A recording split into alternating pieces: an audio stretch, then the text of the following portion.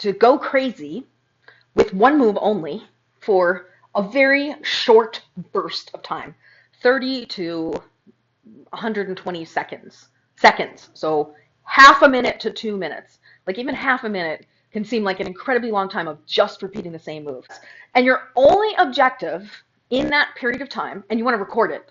This is not useful if you're not recording it necessarily. Your objective, your sole objective, is to let go of everything else in your mind but the expression of it. If your only objective is to just do that move for 30 seconds to a minute and a half or 2 minutes, if that's your only objective and just to express yourself, and if you can find music that calls expression out of you, something that you really love, is because that might evoke an emotion, and then you might be expressing that emotion in the form of the move. And the reason that I'm recommending that you do it for such a long period of time is because you have to get past that the monkey brain of, oh, I'm thinking about it.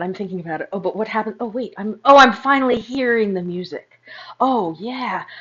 And then suddenly you might only have, and here's the thing, you may not even have the first 5 times you do it a moment where you let go of yourself long enough to express, but then that 6th time you may have that 2 seconds where you're like, that's it. That's how I want to style it. This is totally an awkward practice in a certain sense because you're trying to manufacture style. Huh?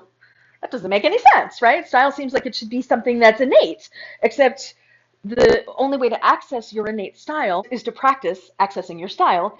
But until you have your style, how do you practice your style, right? It's a catch-22. So this is a method to have you relax into the process and accept it as a process as opposed to a destination. I mean, I've been spinning for decades, and I can take the same move that I've been doing for decades, and I could still restylize it today. That sounds completely crazy, but like, because I'm a different person, I have different capacities in my body. So I can move in different ways. I might have more micro control of speed or acceleration or height or size or lean or more balance or less balance, or, I am aging, so pretty soon I'll be into decrepit old lady. No, it is a thing. Your body capacities change over time. And I mean, you're a young woman.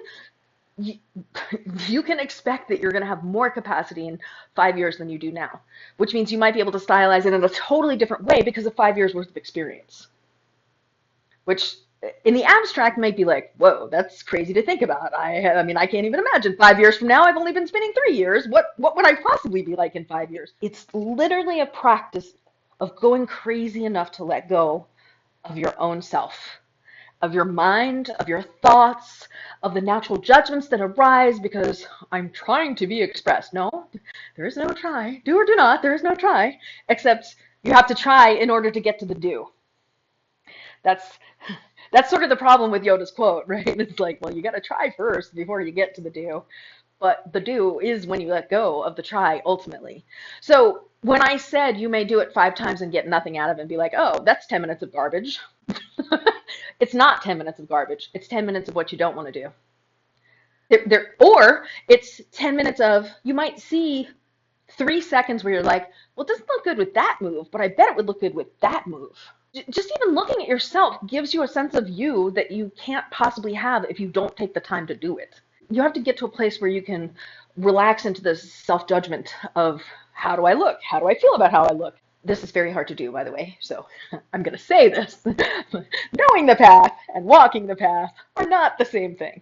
If you can look at it as if you were a muggle, right? Okay, you're not a muggle anymore. You know way too much to be a muggle.